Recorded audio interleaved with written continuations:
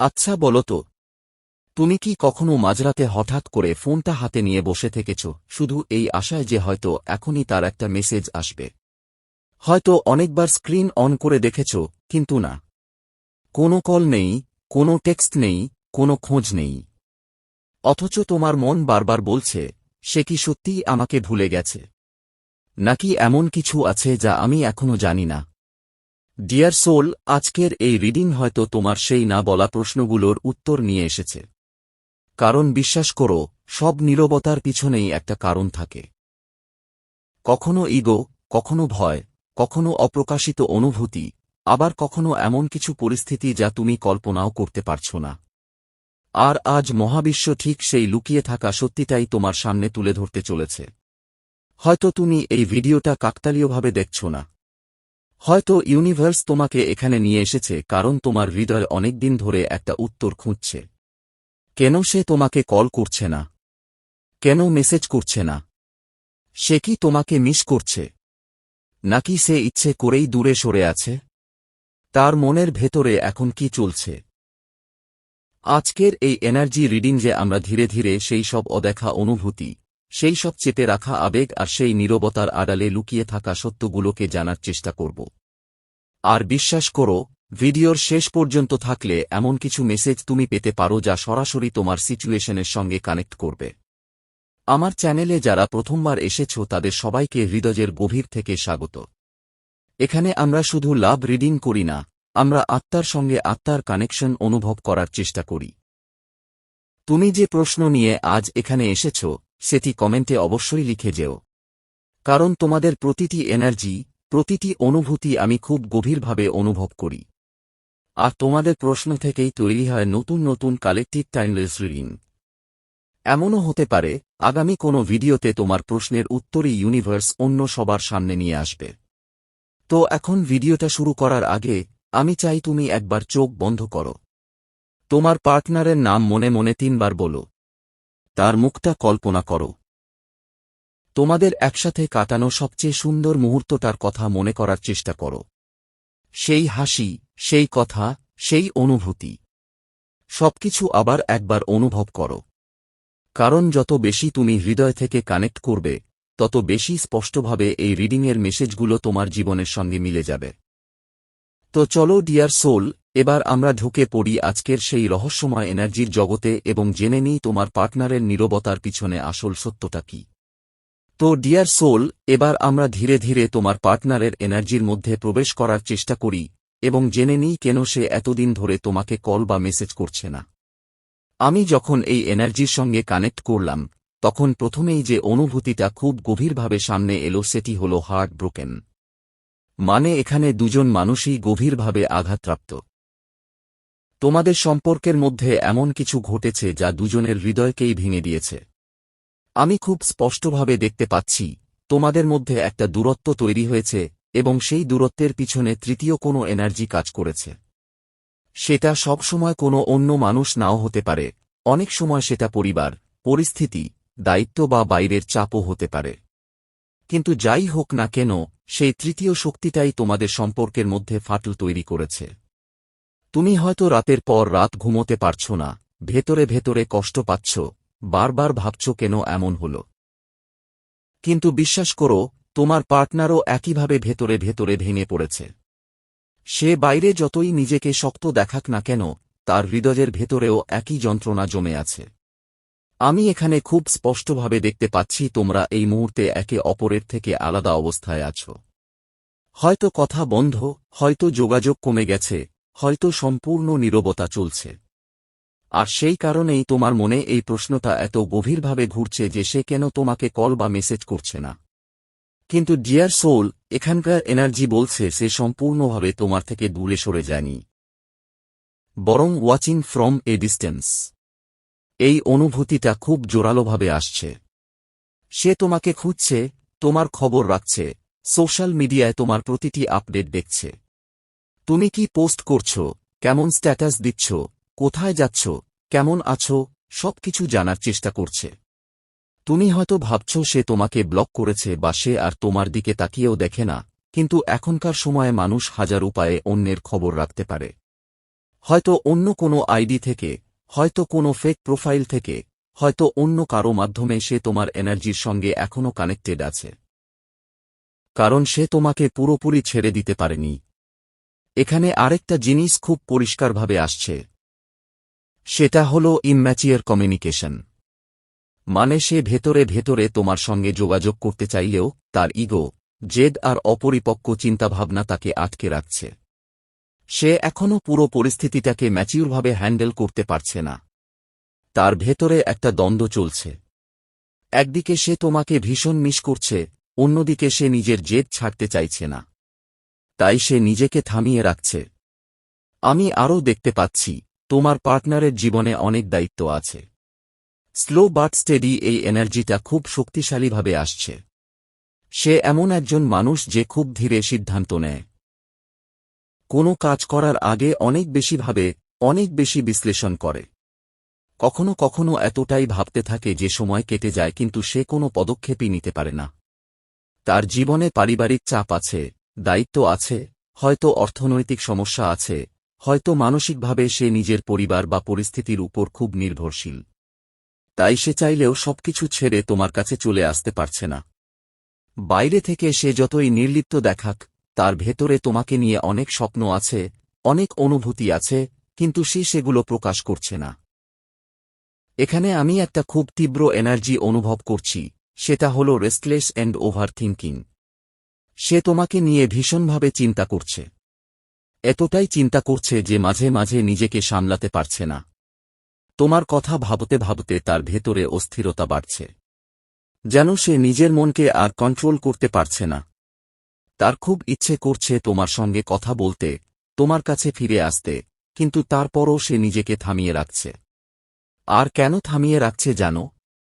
কারণ তার ভেতরে একটা বিশ্বাস কাজ করছে যে তুমি তাকে কখনো ছেড়ে যাবে না। You will be there. এই কনফিডেন্সটা তার মধ্যে খুব বেশি। সে মনে করে তুমি যাই হোক শেষ পর্যন্ত তার কাছেই থাকবে। আর সেই কারণেই সে নিজের ইগো ভাঙতে চাইছে না। আমি আরও দেখতে পাচ্ছি, তোমাদের মধ্যে তৃতীয় যে এনার্জিটা কাজ করছে সেটি অনেক ক্ষেত্রেই পরিবার। এখানে খুব স্ট্রংলি ফ্যামিলি ইনফ্লুয়েন্স আসছে। মানে তার পরিবার, পারিবারিক দায়িত্ব বা পরিবারের কারো মতামত এই সম্পর্কের মধ্যে প্রভাব ফেলছে। আর সেই কারণেই সে নিজেকে আটকে রেখেছে। কিন্তু একটা বিষয় খুব পরিষ্কার, তার ভালোবাসা এখনও শেষ হয়ে যায়নি। ডিপ ফিলিংস হিডেন ইনসাইড এই এনার্জিটা খুব জোরালোভাবে আসছে। সে এখনও তোমার জন্য প্রচুর ভালোবাসা নিজের ভেতরে লুকিয়ে রেখেছে। শুধু সে সেটা প্রকাশ করছে না। সে এখন শুধু দূর থেকে সবকিছু অবজার্ভ করছে। কি হয়, কিভাবে পরিস্থিতি এগোয়, তুমি কি করছো, সবকিছু সে নীরবে দেখছে। তো ডিয়ার সোল, এই রিডিং খুব স্পষ্টভাবে বলছে যে নীরবতা মানেই ভালোবাসা শেষ হয়ে যাওয়া নয়। অনেক সময় মানুষ নিজের ভয়, ইগো, দায়িত্ব আর পরিস্থিতির কারণে চুপ হয়ে যায়। কিন্তু তার মানে এই নয় যে সে অনুভব করা বন্ধ করে দিয়েছে। তোমার পার্টনার এখনও তোমার এনার্জির সঙ্গে গভীরভাবে কানেক্টেড আছে। শুধু সে নিজের ভেতরের যুদ্ধটা এখনও জিততে পারেনি। ডিয়ার সোল, এখানে আমি তোমার পার্টনারের এনার্জিতে একটা বিষয় খুব গভীরভাবে অনুভব করছি। তার ভেতরে তোমার জন্য ভালোবাসা এখনও আগের মতোই আছে, বরং হয়তো আরও বেশি বেড়েছে। কিন্তু সমস্যাটা হলো সে সেই ভালোবাসা প্রকাশ করতে চাইছে না। সে নিজের রাগ, নিজের জেদ আর নিজের ইগোকে এমনভাবে আঁকড়ে ধরে বসে আছে যেন সেটাই তার একমাত্র ঢাল। বাইরে থেকে সে নিজেকে শক্ত দেখানোর চেষ্টা করছে, যেন কিছুই যায় আসে না, যেন সে একদম ঠিক আছে। কিন্তু ভেতরে ভেতরে সে নিজেই নিজের অনুভূতির সঙ্গে যুদ্ধ করছে। আর সেই কারণেই সে তোমাকে কল বা মেসেজ করছে না। কিন্তু একটা বিষয় খুব পরিষ্কারভাবে আসছে, সে তোমার সঙ্গে ভবিষ্যৎ দেখতে চায়। এ স্টেবল ফিউচার টুগেদার এই এনার্জিটা খুব স্ট্রংলি আসছে। সে তোমাকে তার জীবনের স্থায়ী অংশ হিসেবে দেখতে চায়, তোমাকে নিজের পরিবারে অন্তর্ভুক্ত করতে চায়, তোমার সঙ্গে একটা সম্পূর্ণ সম্পর্ক গড়ে তুলতে চায়। কিন্তু এখানেই সমস্যাটা তৈরি হয়েছে। আমি খুব স্পষ্টভাবে দেখতে পাচ্ছি, তার পরিবার বা পারিবারিক পরিস্থিতির দিক থেকে একটা বাধা রয়েছে। হয়তো তার পরিবারের সঙ্গে তোমার কোনো ভুল বোঝাবুঝি হয়েছে, হয়তো তারা তোমাকে পুরোপুরি মেনে নিতে পারছে না, কিংবা হয়তো তার উপর এমন কিছু চাপ আছে যেটা সে সামলাতে পারছে না। আর এই জায়গাটাতেই সে আটকে গেছে। সে একদিকে তোমাকে ছাড়তে পারছে না, অন্যদিকে পরিবারকেও বোঝাতে পারছে না। ফলে সে মাঝখানে দাঁড়িয়ে এক অদ্ভুত মানসিক চাপের মধ্যে রয়েছে। এখানে আরেকটা এনার্জি খুব জোরালোভাবে আসছে, সেটা হলো স্ট্রং অ্যাট্রাকশন এন্ড অ্যাডমিরেশন। তোমার পার্টনার তোমাকে ভীষণ পছন্দ করে। শুধু ভালোবাসা নয়, তোমার প্রতি তার একটা গভীর আকর্ষণও আছে। সে তোমার ব্যক্তিত্ব, তোমার এনার্জি, তোমার উপস্থিতি সবকিছুর প্রতি খুব টান অনুভব করে। কিন্তু তারপরও সে অ্যাকশন নিতে পারছে না। কারণ সে ভেতরে ভেতরে কনফিডেন্ট হয়ে গেছে যে তুমি তাকে ছেড়ে যাবে না। সে মনে করে তুমি যতই কষ্ট পাও না কেন, শেষ পর্যন্ত তার কাছেই থাকবে। আর এই কনফিডেন্সটাই তাকে আরও বেশি জেদি করে তুলেছে। সে ভাবছে আরও কিছুদিন যাক, সে তো আছেই। আর সেই কারণেই সে নিজে থেকে এগিয়ে আসছে না। কিন্তু ডিয়ার সোল, সে তোমাকে নিয়ে সারাক্ষণ ভাবছে। ডেড্রিমিং অ্যাবাউট ইউ। এই অনুভূতিটা খুব শক্তিশালীভাবে আসছে। সে তোমাকে নিয়ে ভবিষ্যতের কল্পনা করছে, তোমাদের পুরনো মুহূর্তগুলো মনে করছে, মাঝে মাঝে নিজের মনেই তোমার সঙ্গে কথা বলছে। দিনের শেষে তার চিন্তার কেন্দ্রবিন্দুতে এখনও তুমি রয়েছ। কিন্তু এখনও পর্যন্ত আমি সরাসরি কোনো বড় অ্যাকশনের এনার্জি পাচ্ছি না। কারণ সে এখনও নিজেকে হিল করার চেষ্টা করছে। ফিলিং এন্ড ওভারথিংকিং এই অবস্থার মধ্যে সে আছে। সে নিজেকে শান্ত করার চেষ্টা করছে, পরিস্থিতিকে বোঝার চেষ্টা করছে, আর ভীষণভাবে ওভারথিংক করছে। তার মাথার ভেতর যেন হাজারটা প্রশ্ন ঘুরছে। কি করবে, কিভাবে করবে, এগোবে কি এগোবে না, এসব নিয়ে সে নিজেই কনফিউজড। তবে একটা বিষয় খুব পরিষ্কার, এই নীরবতা চিরদিন থাকবে না। ডিভাইন টাইমিং এখানে খুব স্ট্রংলি আসছে। মানে সঠিক সময় এলে সে অবশ্যই তোমার সঙ্গে যোগাযোগ করবে। কারণ তোমাকে সে তার জীবনের একটা বিশেষ মানুষ হিসেবে দেখে।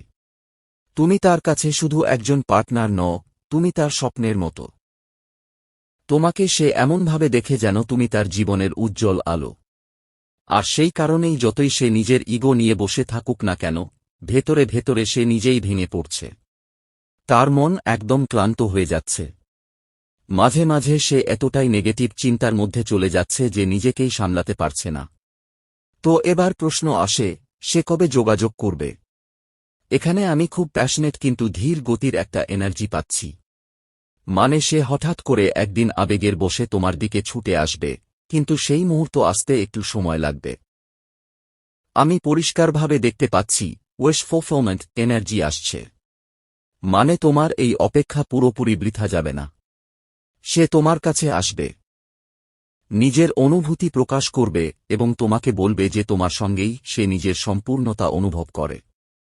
টাইমিংয়ের দিক থেকে এখানে খুব শক্তিশালীভাবে ৯ সংখ্যাটা আসছে। আমি দেখতে পাচ্ছি ৯ দিন থেকে ৯ সপ্তাহের মধ্যে তার তরফ থেকে একটা যোগাযোগ আসতে পারে। হয়তো একটা কল, হয়তো একটা মেসেজ, হয়তো হঠাৎ করে কোনো কথোপকথনের শুরু। আর সেই সময়ে সে তোমার কাছে নিজের অনুভূতির কাপটা অফার করবে, মানে নিজের মনের কথা খুলে বলবে। তাই ডিয়ার সোল, এখন সবচেয়ে গুরুত্বপূর্ণ বিষয় হল নিজেকে ধরে রাখা। সে যেমন দূর থেকে তোমাকে অবজার্ভ করছে, তুমিও ঠিক তেমনভাবেই নিজের এনার্জিকে ব্যালেন্স করে রাখো। কিন্তু তাকে বুঝতে দিও না যে তুমি এখনও পুরোপুরি তার দিকেই তাকিয়ে আছো।